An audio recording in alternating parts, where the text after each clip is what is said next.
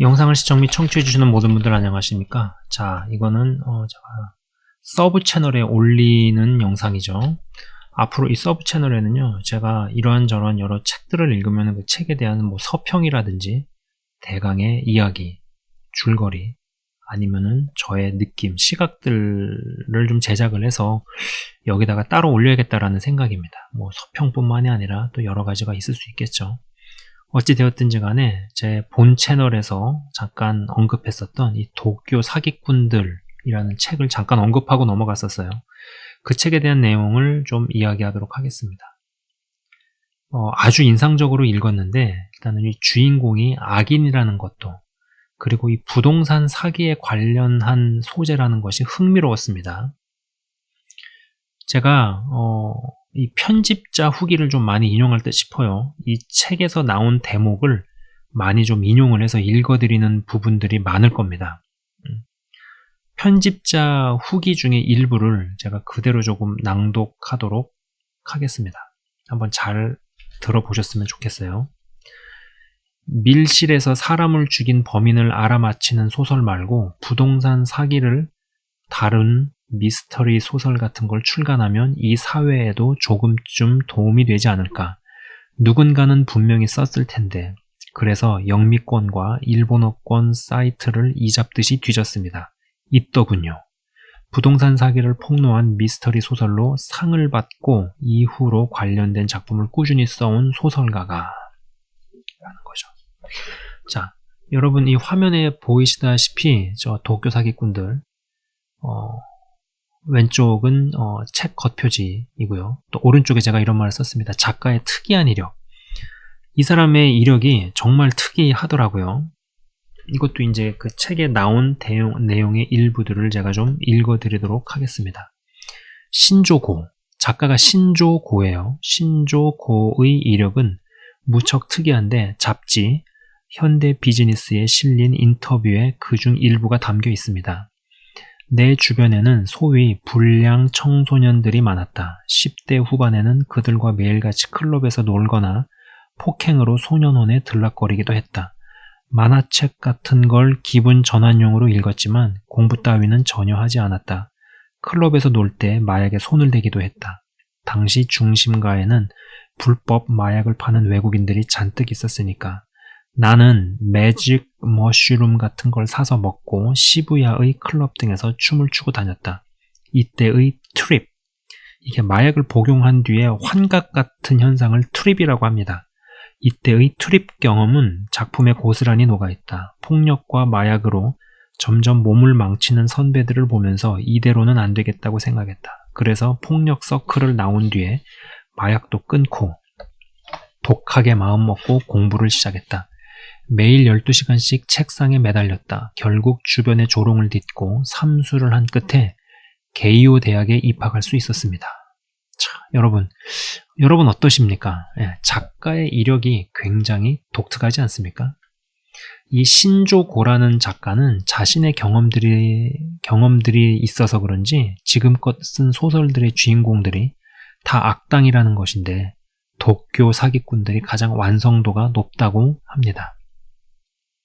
자, 여러분 이 소설에서 이 사기꾼들이 팀으로 움직입니다. 부동산 사기 계획을 지휘하는 지면사, 정보를 수집하고 타깃을 물색하는 도면사, 소유자를 사칭할 배우를 고르고 교육시키는 수배사, 서류와 인감을 만드는 위조범과 돈을 세탁하는 전문가도 등장합니다. 이게 팀으로 움직여요.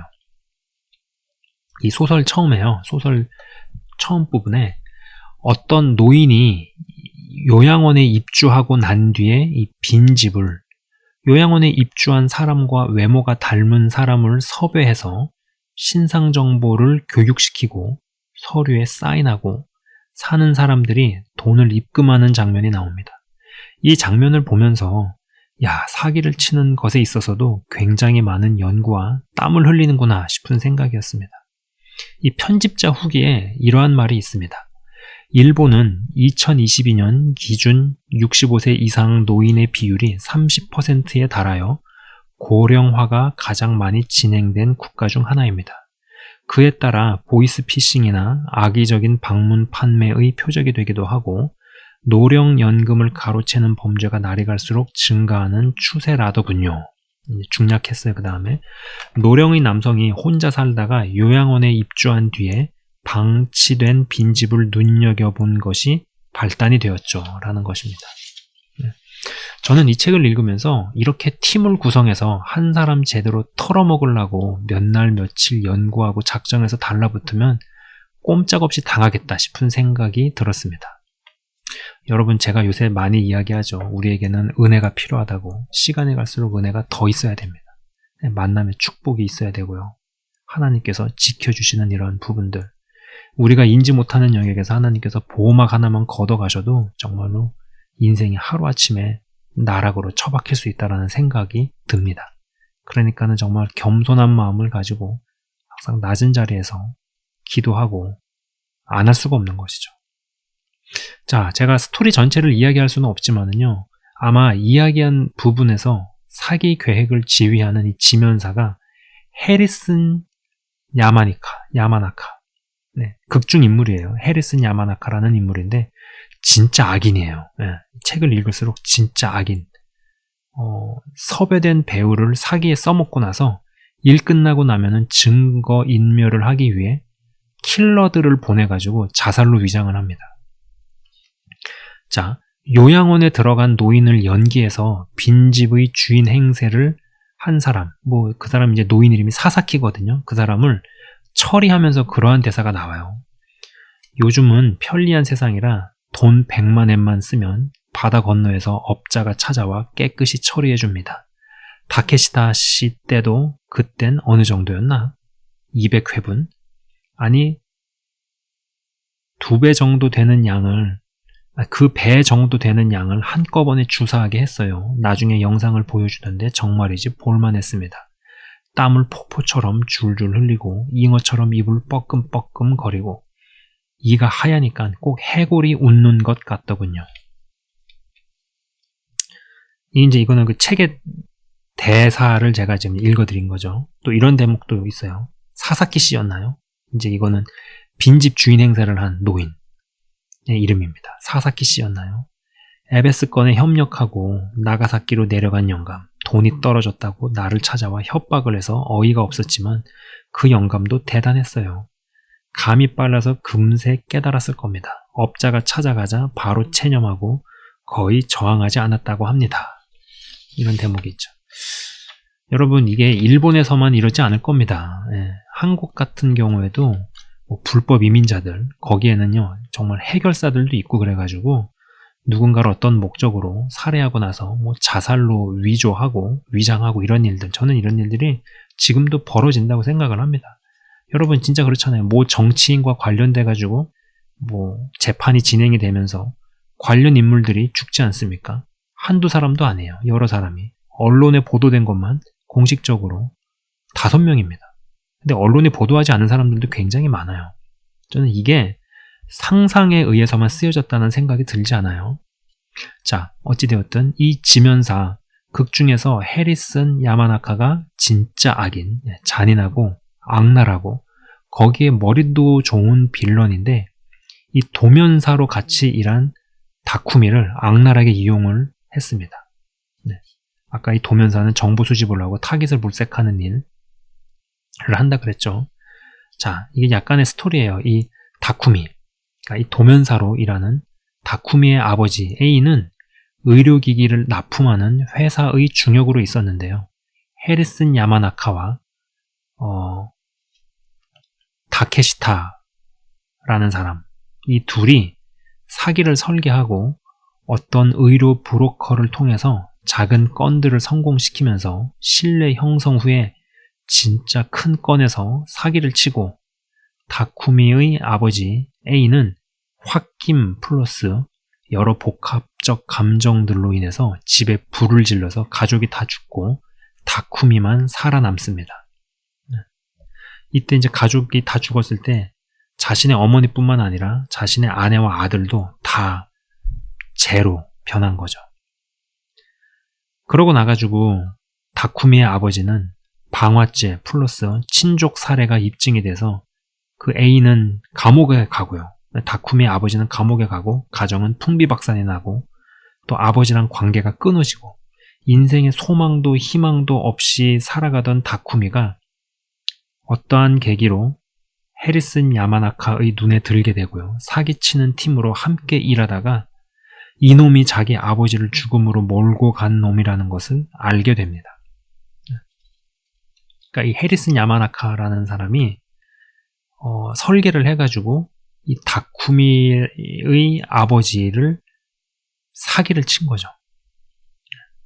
근데 정작 그 다쿠미라는 사람은 그런 것도 모른 채 픽업이 돼가지고 이 도면사로, 지면사로 교육을 받고 이 팀에 합류해서 여러 건의 사기들을 성공시키는 사람이 되었다라는 것입니다. 이제 이 소설에서 가장 말미에 나오는 가장 큰 사건, 이 110억 엔짜리 부동산 사기를 칠 때, 여러분 110억 엔이면은요, 이게 1000억이 넘는 땅과 부지예요. 그죠? 일본 돈 보통 한 10배 정도로 계산을 하면 맞죠. 그러니까 100억 엔이다. 그럼 1000억. 1100억짜리 부동산 사기를 칠 때, 세키요 하우스라는 거대 부동산 회사의 개발 담당 중역인 아오야기라는 인물이 나오는데요. 그 인물에 대한 인물을 알 수 있는 대목들이 다음과 같이 나옵니다. 여러분 이 부분을 잘 들어보십시오. 왜냐면은 제가 이 부분을 읽으면서 심리적으로 어떠한 문제가 있거나 정서나 마음이 건강하지 못하게 되는 경우, 그리고 여러 압박이 있는 경우에 사기꾼의 그런 표적이 되고 사기에 넘어간다라는 생각을 했기 때문이죠. 여러분 이런 거대 부동산 회사에서 중역이면은요, 굉장한 전문가예요. 이러한 것들 프로젝트 진행시키고 건물을 인수해가지고 재건축을 하고 또 사람들에게 분양을 하고 이런 분에 아주 잔뼈가 굵은 사람인데 이런 사람도 속아 넘어갔다라는 거예요. 그 인물에 대한 심리를 좀 알 수 있는 부분들 제가 좀 읽어드리도록 하겠습니다. 잘 들어보십시오. 아오야기도 주요 대학 법학부에 입학할 당시에는 다른 친구들처럼 법조계에 뜻을 두었다. 그러나 강의를 빼먹고 마작에 빠져 사는 동안 넘치던 의욕은 고상한 꿈과 함께 어느새 사그라지고 2년을 꾸른 끝에 간신히 현 직장에 들어올 수 있었다. 유명 대기업이라는 간판이 그나마 자존심을 조금 달래주었을 뿐 이 업계 자체에는 전혀 흥미가 없었다. 어지러울 만큼 팡팡 돌아가는 업무에 쫓기며 살다가 문득 돌아보니 뼛속까지 업계에 물들어 있었다. 그래도 초심을 잃지 않은 동창들의 활약을 보면서 마음 한구석에서는 늘 열등감을 느끼고 있었던 것 같기도 하다. 개발본부장 자리에 오른 지금도 그 친구들에 대한 열등감은 해소되지 않았다. 자, 또 다른 대목입니다.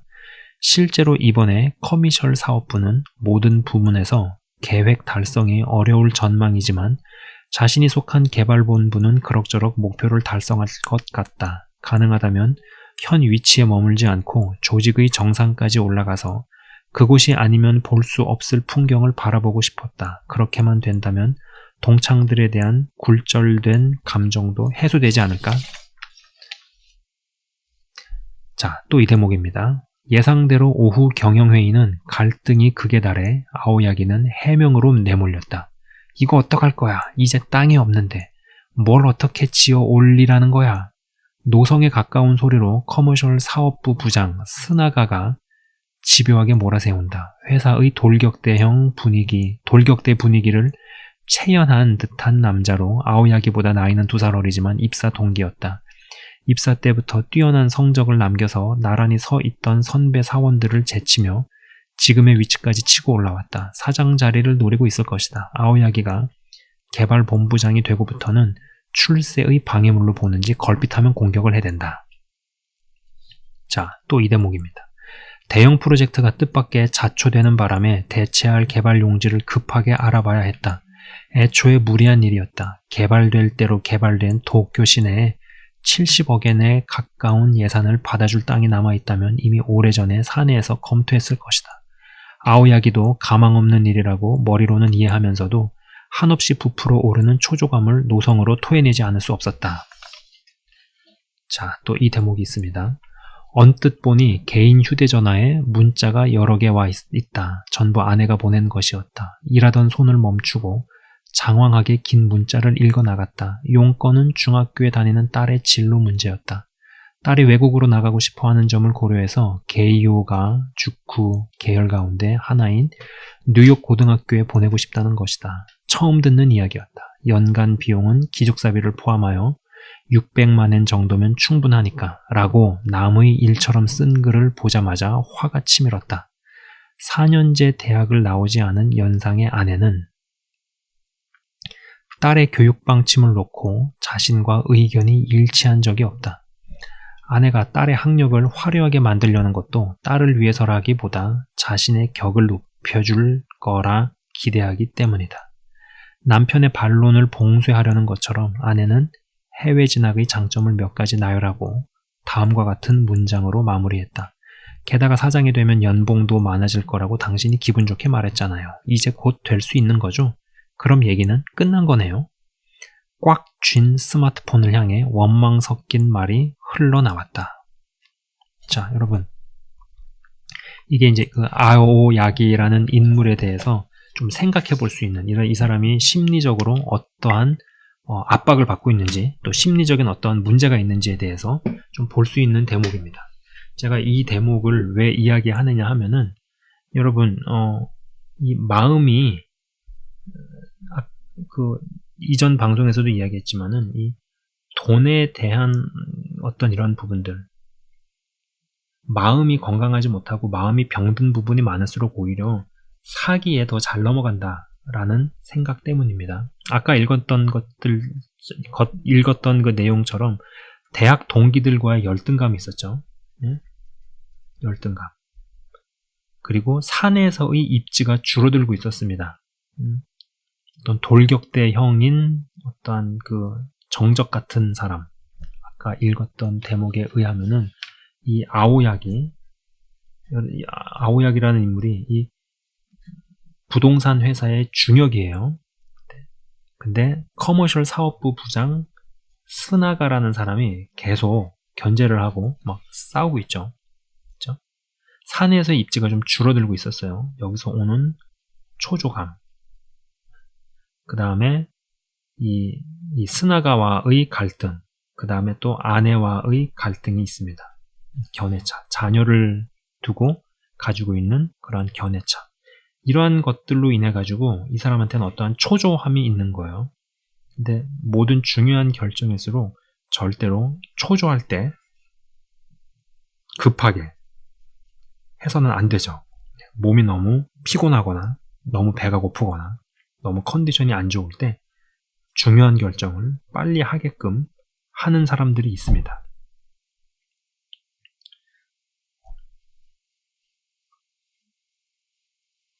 자, 이런 대목을 가지고 이 아오야기라는 사람의 인물의 심리를 볼 수 있는 것이죠. 그리고 이로 인해 가지고 무려 110억엔 부동산 사기가 성립이 돼버린다라는 것입니다.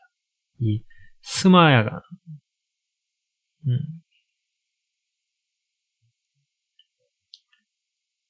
아오야기 이 인물이요. 이러한 부분들 때문에 결국은 110억엔대 부동산 사기에 넘어갑니다. 여러분, 심리적 결함이 있으면 사기에 넘어가기 쉽습니다. 제가 예전에는요, 진짜만 접하고 비대만 있으면 어둠에 당하지 않을 거라 생각을 했습니다. 진짜 돈만 접하고 진짜 돈만 세고 다루다 보면은 가짜 돈에 속을 일이 없을 것이다. 위조지폐가 손에 들어오는 순간에 그냥 알아버린다. 이렇게만 생각을 했었어요. 또 틀린 얘기는 아니죠. 그러나 요새는요, 어느 정도 어둠을 조금 알아야 어둠에 안 속겠다는 생각을 합니다. 여러분, 이런 구성된 팀이 얘네들도 다 프로들이죠. 전문가들이죠. 이런 애들이 몇 개월 동안 사람을 연구하고 취재하고 공들인다면 안 넘어갈 거라고 누가 자신을 할 수 있을까요?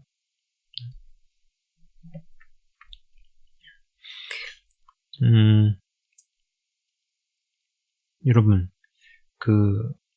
이 정보를 캐내려고 어떠한 자산가 여자가 스토리에서 그런 대목이 있거든요. 이 자산가 여자 중인데 밤에 가발을 쓰고 외출을 해서 호텔에 애인과 투숙을 하고 이런 장면들이 있습니다.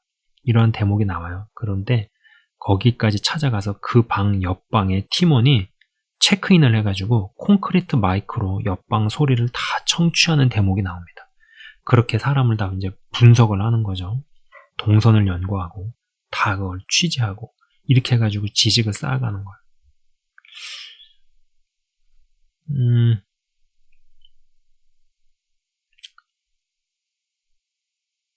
여러분 그거 아십니까? 그 나의 아저씨라는 드라마가 있었죠. 나의 아저씨라는 드라마에서 어떤 장면이 나오냐면요. 중요한 바이어 미팅 전날 상무가 룸사롱에서 술을 마시다가 그 룸사롱이 잠깐 정전이 됐어요. 술집이. 그 틈에 웨이터 분장을 한 아이유의 친구가 잽싸게 들어가서 강력 수면제를 넣고 그 다음에 뭐 술자리가 진행이 됐어요. 다시 이제 불이 들어왔으니까. 근데 이제 상무가 잠에서 깨어보니까 어딘지 모를 호텔에서 일어나고 뭐 그로 인해 가지고 뭐 이제 중요한 바이어 미팅은 날아갔죠. 그리고 그로 인해서 회사는 또 잘리게 되고 이러한 장면이 나옵니다. 친척 중에도 이 금융업으로 잘된 분이 있습니다.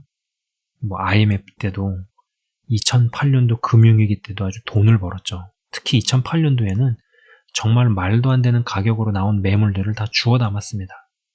근데 이제 최근에 들려오는 소문은 어떤 술자리에서 좀 작업을 당한 것 같은 고도의 설계가 들어간 듯 싶어요. 별로 그렇게 끝이 좋지 않아요. 뭐 정확하게 자세한 이야기는 제가 하고 싶지 않습니다. 근데 어떠한 자산을 노리고 이렇게 설계를 하는 일들이 있다라는 것이죠. 그리고 여러분 이 사람 안에 쉽게 땀 흘리지 않고 돈 많이 벌고 싶은 욕망은요 다 꿈틀댄다고 생각을 합니다. 이런 게 있기 때문에 항상 사기를 치는 사람이 존재하고 또 사기에 당하는 사람들이 존재하고 이렇거든요. 그리고 여기에 더해서 정서적으로 심리적으로 결함이 있을 때 이러한 유혹에 더 잘 넘어가는 것이 아닌가 싶은 생각입니다. 아닌 말로 내 안에도 우리 안에도 어떤 사기적인 요소들이 있기 때문에 그것이 벗겨지지 않는 다음에는 사기꾼에 넘어갈 수밖에 없는 요인들이 다 있지 않겠는가라는 것이죠. 그리고 이 정서적인 건강, 심리적인 건강이라는 건 굉장히 중요한 요소다라는 생각입니다. 자, 지금까지 뭐 이 도쿄 사기꾼들이라는 책의 일부의 내용 뭐 다 자세하게 다룰 수는 없어요. 너무 길어지니까요. 지금까지 얘기한 것도 굉장히 이게 내용이 길다라는 생각입니다. 어찌됐든지 도쿄 사기꾼들이라는 이 책을 읽고 나서 또 느낀 부분들, 생각했던 부분들 좀 잠깐 나눠보았네요. 지금까지 시청 및 청취해 주셔서 대단히 감사합니다.